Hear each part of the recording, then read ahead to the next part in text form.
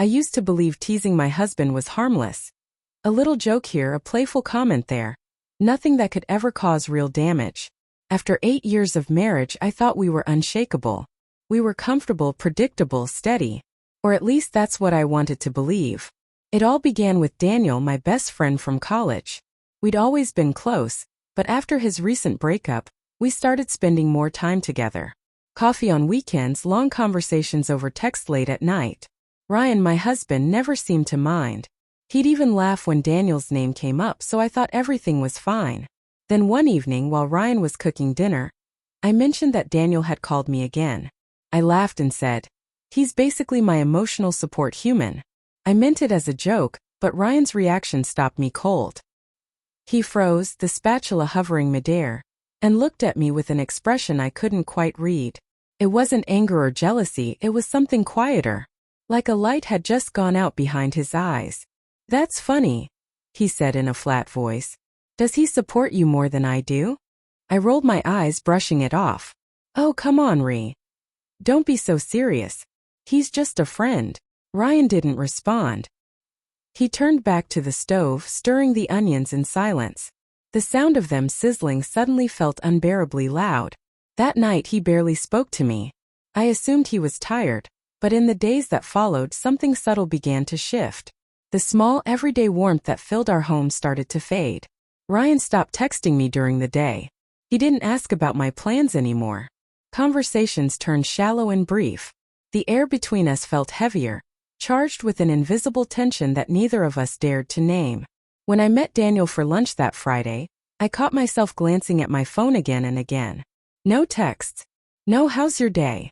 No "I miss you." Daniel noticed. "Everything okay?" he asked, sipping his coffee. "Yeah," I said, forcing a smile. "Just marriage stuff. Ryan's been a little distant lately." Daniel grinned. "Maybe he's jealous of me." "Maybe," I said with a nervous laugh.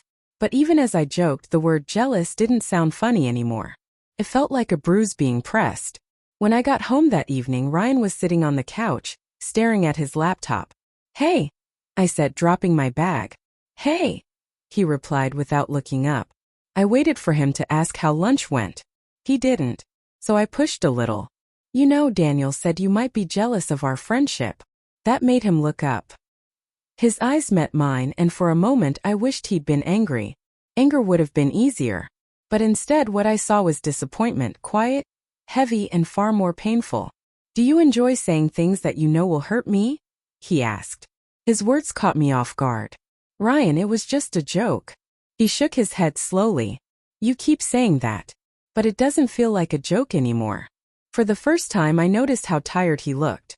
The faint shadows under his eyes. The way he sat slightly turned away from me, leaving a few inches of space that suddenly felt like miles. Over the next week, the silence between us grew thicker. Every time I tried to start a conversation, he withdrew a little more. He began going to the gym after work, something he'd never done before. He'd come home late, shower, eat in silence, and head straight to bed. No arguments, no affection, just distance. One night, curiosity and guilt got the best of me. While he was in the shower, I glanced at his phone on the nightstand. I hated myself for it, but something inside whispered, "You deserve to know if he's hiding something too." There were no suspicious messages. Just a single open note that read, "Sometimes silence says what words never could." My stomach twisted. Was that meant for me? That night I lay awake, staring at the ceiling, every memory replaying like a film on loop. Every teasing comment, every careless joke about Daniel. Every time I brushed off Ryan's hurt like it didn't matter. For the first time, I realized how deeply I might have wounded him. The next morning, I found him in the kitchen, sipping his coffee. "Ryan," I began softly, "I think we need to talk." He didn't look up. "There's nothing to talk about." "Yes, there is," I insisted. "I feel like I've pushed you away, and I didn't mean to." He let out a hollow laugh. "You didn't push me away, Claire. You just made me realize how easy it is for you to make me feel small." My throat tightened. "That's not true. Isn't it?" he asked quietly. "You talk about another man like he understands you better than I do. You call him your best friend while I sit here feeling invisible. Tell me, how am I supposed to feel?" His words hit me like a blow. He wasn't angry, he was hurt. And for the first time I couldn't hide behind jokes or excuses. That afternoon I texted Daniel. I told him I needed space. He didn't take it well. He said Ryan was being insecure, controlling. But for once I didn't defend myself. I just replied, this isn't about him. It's about me realizing what I've been doing. When Ryan came home that night I was waiting for him. No makeup, no walls, just honesty. I told Daniel we can't talk for a while, I said quietly. I think I crossed a line. Ryan studied me for a long time before asking, why now? Because, I said, my voice trembling. I finally understand that you were never jealous. You were hurt. And I made it too easy for that to happen. He was silent for a long moment. Then he exhaled, the sound heavy with exhaustion. You know what the worst part was, he said. I shook my head. It wasn't hearing you talk about him, he said softly. It was realizing you didn't care how it made me feel. Tears filled my eyes. Then slowly, he reached out and took my hand. Not in forgiveness but in weary honesty. I just need the truth from you, Claire, he whispered. No more jokes. No more comparisons. I nodded, my voice breaking. You'll have it.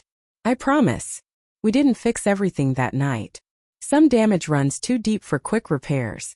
But as he held my hand, something inside me shifted. For the first time in months I stopped hiding behind humor.